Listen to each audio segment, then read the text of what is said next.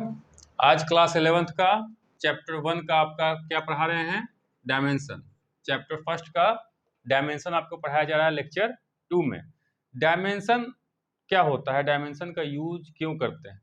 बहुत बहुत जगह आपको न्यूमेरिकल ड्राइव करने में, फार्मूला ड्राइव करने में आपका डायमेंशन का इस्तेमाल होता है। डायमेंशन होता क्या है? डायमेंशन होता है इंडिपेंडेंट क्वांटिटी पर जो पावर होता है, दैट इज कॉल्ड डायमेंशन। ठीक है बच्चों, डायमेंशन में कोई बड़ी बात नहीं है। डायमेंशन क्या है? फंडामेंटल यूनिट पे जो एक्सपोनेंट है, जो पावर है, दैट इज कॉल्ड डायमेंशन। क्या होता है? The exponent on fundamental unit, not derived unit, fundamental unit is called dimension। ठीक है, क्लास 11th में आपको ज़्यादा थ्योरी का इस तरह का लिखने का नहीं ज़रूरत है, आपको समझना ज़्यादा इंपॉर्टेंट है। आप जब समझ जाइएगा बेसिक चीज़, जब कॉन्सेप्ट क्लियर हो जाएगा तो आप अपने मन से भी लिख दीजिएगा। यहाँ पे सेम चीज़ उतारने का, जब आप समझ जाइएगा तो सेम चीज़ लिखिएगा नहीं वहाँ पे। आप जब आपका जब कंसेप्ट क्लियर रहेगा तो आप अपने से कंसेप्चुअल लैंग्वेज में लिख सकते हैं। ठीक है, जैसे एग्जाम्पल हम लोग देखते हैं। एग्जाम्पल देखते हैं हम लोग। क्या है फंडामेंटल यूनिट? आपको बताया गया है कितना फंडामेंटल यूनिट है पिछले क्लास में, 7 फंडामेंटल यूनिट्स है। उसी में सब चीज को हम लोग एक्सप्रेस करेंगे। जैसे अगर हम लोग फोर्स लेते हैं बच्चों, फोर्स लेते हैं, फोर्स का क्या होता है? Mass into acceleration. तो फंडामेंटल यूनिट मास का क्या हो जाएगा? m। एक्सेलरेशन का क्या हो जाएगा? मीटर पर सेकेंड स्क्वायर। m का हो जाएगा लेंथ और टाइम का हो जाएगा t/2 डिवाइड बाई t का स्क्वायर। तो ये हो जाएगा mL/t, ऊपर जाएगा तो -2।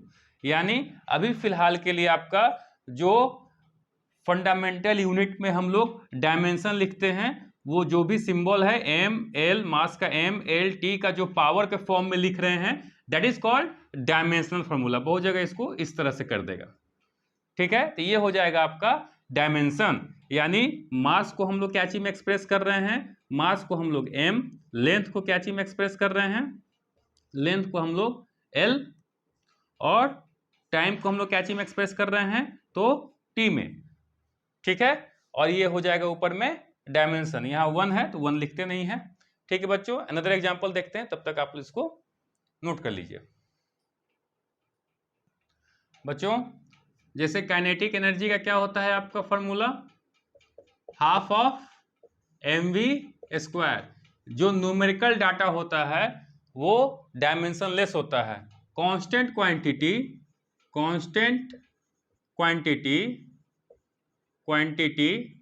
Has no dimension. ठीक है बच्चों, तो हाफ को हम लोग यहां से हटा देते हैं। मेरे पास कौन सा हो गया? mv² हो गया। क्या हो गया? mv² हो गया। इसका डायमेंशन निकालना। मास का भी बताए थे क्या होता है? m। v का क्या होता है? L/t, मीटर पर सेकेंड। तो L/t का होल स्क्वायर, ये हो जाएगा mL²/t²। ये हो जाएगा mL²t-2। ठीक है बच्चों, नोट कर लीजिए। एक और एग्जांपल देखते हैं हम लोग, उसके बाद डायमेंशन का हम लोग देखेंगे क्या यूजेज है और इसका क्या लिमिटेशंस है। बच्चों मोमेंटम देखते हैं हम लोग। मोमेंटम का क्या होगा? mv। ठीक है, तो मास का हो जाएगा m, v का हो जाएगा L/t, ये हो जाएगा mL/t-1। ठीक है, अब हम लोग देखेंगे यूज ऑफ डायमेंशन। बच्चों यूजेज ऑफ डायमेंशन कितना है? ये 3 तरह से यूज हम लोग करते हैं डायमेंशन का। सबसे पहले homogeneity of dimensions in an equation. Homogeneity check करते हैं हम लोग। होमोजेनिटी क्या होता है?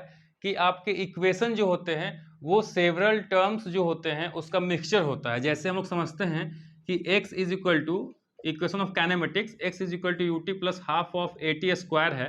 यहाँ पर क्या है x, ये डिस्टेंस है, ये क्या है डिस्टेंस है, यानी इतना क्वांटिटी का जो डायमेंशन फॉर्मूला भी आएगा वो क्या आएगा, डिस्टेंस ही आएगा। तो अगर हम लोग बोलें कि डायमेंशन फार्मूला से अगर ये आ जाता है मीटर में और ये ऑब्वियसली आपका मीटर में है तो ये फार्मूला डायमेंशनली करेक्ट होगा। लेकिन इसमें लिमिटेशन है कि ये जो 1/2 है ये टर्म अगर नहीं भी रहेगा तो भी ये डायमेंशनली करेक्ट ही रहेगा। यानी ये आपको सिर्फ और सिर्फ जो वेरिएबल क्वांटिटी है, जो फिजिकल क्वांटिटी है, फिजिक्स से रिलेटेड क्वांटिटी है, उसको ही एक्सप्रेस करता है, ना कि कांस्टेंट क्वांटिटी को। फिर भी ये यूज होता है होमोजेनिटी चेक करने के लिए। होमोजेनिटी मतलब कि आपके जो बराबर है इसके इस तरह का जो यूनिट निकल के आएगा, जो डायमेंशन निकल के आएगा वो सेम डायमेंशन आपका लेफ्ट साइड का भी रहेगा। ठीक है। दूसरा क्या है, कन्वर्जन ऑफ यूनिट्स। हम एक यूनिट से दूसरी यूनिट में कन्वर्ट कर देते हैं with the help of dimension. ठीक है, सीजीएस को एसआई यूनिट में कन्वर्ट करना, एसआई को सीजीएस यूनिट में कन्वर्ट करने के लिए हम लोग conversion of units with the help of a dimension हम लोग लेते हैं। ठीक है। और तीसरा होता है deducing relation among the physical quantities. इसमें क्या होता है आपका कि जैसे हम लोग टाइम पीरियड ऑफ पेंडुलम निकालते हैं तो उसमें t is equal to 2 pi under root L/G निकल के आता है। ठीक है। तो ये आप जब लाइएगा time period of a pendulum तो ये जो रिलेशन है ये हम लोग with the help of a dimension ही निकालते हैं। और सही में हम लोग प्रूफ जो करते हैं with the help of a dimension ही करते हैं। बस ये क्वांटिटी निकल के नहीं आता है 2 पाई, यहाँ पर कांस्टेंट निकल के आ जाता है जिसको हम लोग लिखते हैं कि by experiment its value is 2 pi, therefore time period of a simple pendulum is 2 pi under root L/G। ठीक है बच्चों, तो ये तीनों पॉइंट नोट कर लीजिए और नेक्स्ट क्लास में आपको ये तीनों पॉइंट को डिटेल में बताया जाएगा बच्चों। ठीक है। आई होप आपको क्लास अच्छा लग रहा होगा। अगर वीडियो अच्छा लग रहा है तो इसे लाइक करें, सब्सक्राइब करें और साथ ही साथ शेयर भी करें।